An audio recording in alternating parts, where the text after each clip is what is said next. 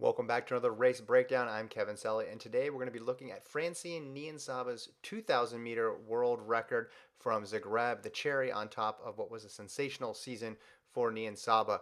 Let's get this race rolling, and then I will explain to you why this run was so impressive, despite the fact that this was a bit of an obscure distance, 2,000 meters. We don't see people run it that often. We don't see record attempts happen every day. But for Niyonsaba, this was a spectacular season. One where she had to go outside her preferred distance. Now, for those of you who don't know, Francine Niyonsaba, a DSD athlete, which means she had a choice to make after that rule went into effect a couple of years ago, which was she was not permitted to run in events from 400 meters through the mile. Obviously, she was very successful at the 800, ran 155, won silver medals, so she had to choose. Does she go down in distance, try to run the 200, or she move up in distance and run something like the 5,000, 10,000? Steeplechase would have been available, but that's asking an awful lot. She, of course, decided to move up in distance and was very successful at the Olympics running that 5 and 10 double. Got DQ'd in one of the events, but finished fifth in the 10,000. So pretty good.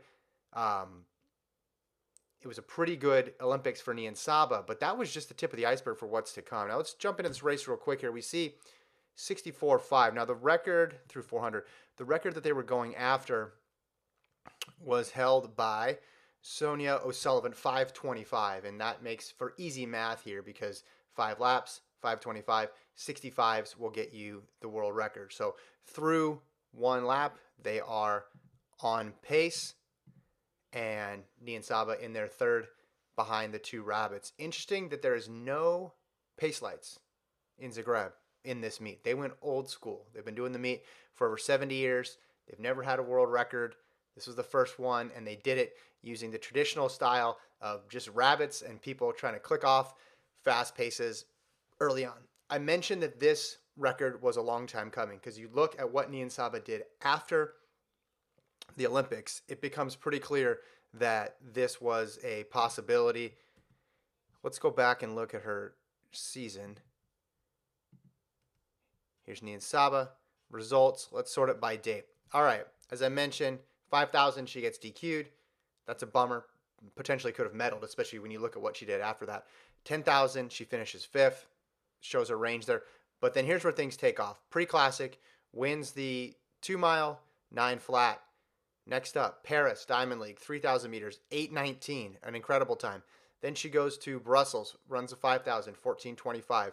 Zurich, another 5,000, 14:28. Now that was the Diamond League final where they didn't run on a track in a stadium, so it wasn't worth any points, which is why there's a 0 there. But shows you her success relative to her competitors. She won that Diamond League final. Then she goes to Zagreb, as we're about to see. She's going to run a 5:21 here. So because her background is in the 800 and the shorter distances, it makes sense that the closer she would get to those shorter distances, the better she would do. So you saw she goes a 5 and 10 in the Olympics, runs a 3,000 and a 2 mile, runs a 5,000. Everything's going well. 2,000 is the shortest distance that she is still allowed to run and set records in. Now, 2,000 people, so it's not a championship race. They do keep a record book on it. It has a WR by its name when you look on World Athletics. So it's as low in distance as she's permitted to go, and she took advantage of that opportunity.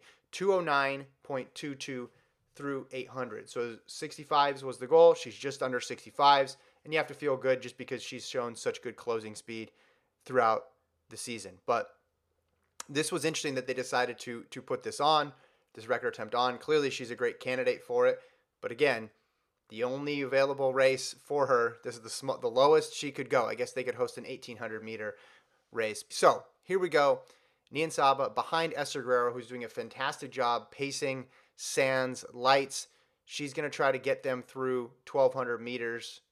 A couple seconds under 3:15 would be the goal.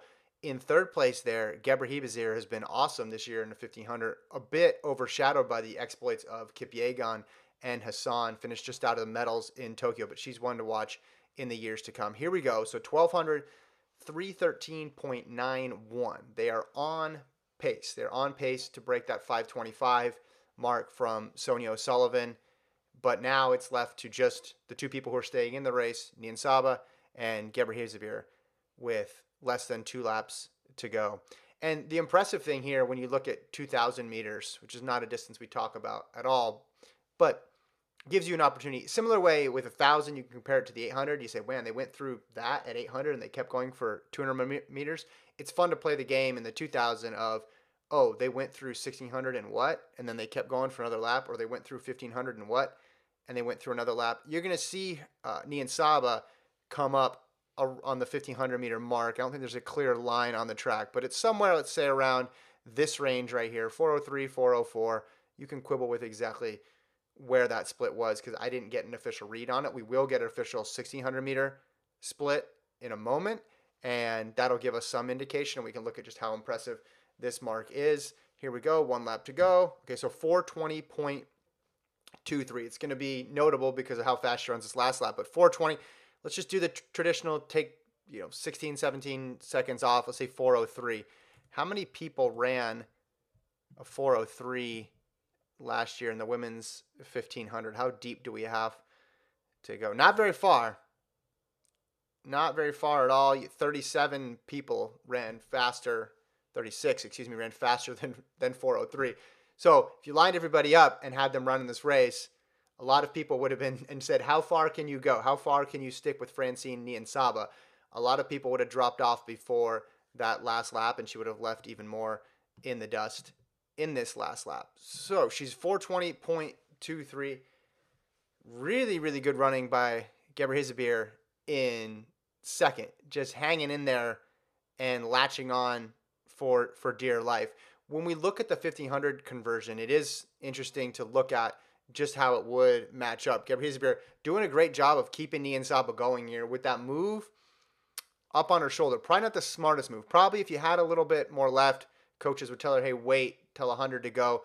Don't burn it all in the backstretch. But it does give Niyonsaba a bit of a wake-up call. Hey, I better get going on this backstretch. I better start pouring it on. And here she goes around the final curve. I want to pause one more time, and let's look at this conversion chart here. So she's going to run around 520. So the old record, let's just go look back. 525, the old record. This is 2,000 meters. These are the World Athletics scoring tables. 358 for 1,500. So pretty fast, but again, it's not run that much. So that's the reason why. And 156 for 800. If someone ran 156 and 358, you'd be impressed, but you never would confuse that for a world record. But 521 down here, which is what she's running, gets her right at 355. Again, not a world record, but 355. If someone does that in the Diamond League, you take note. And 155, which is 155 mid, which is right around what her PB is in the 800, which is how she started her career and how it looked like her career was going until the DSD ruling. 100 meters to go. 525, the world record. She went through it 420 and change. Let's just see how quickly she can close.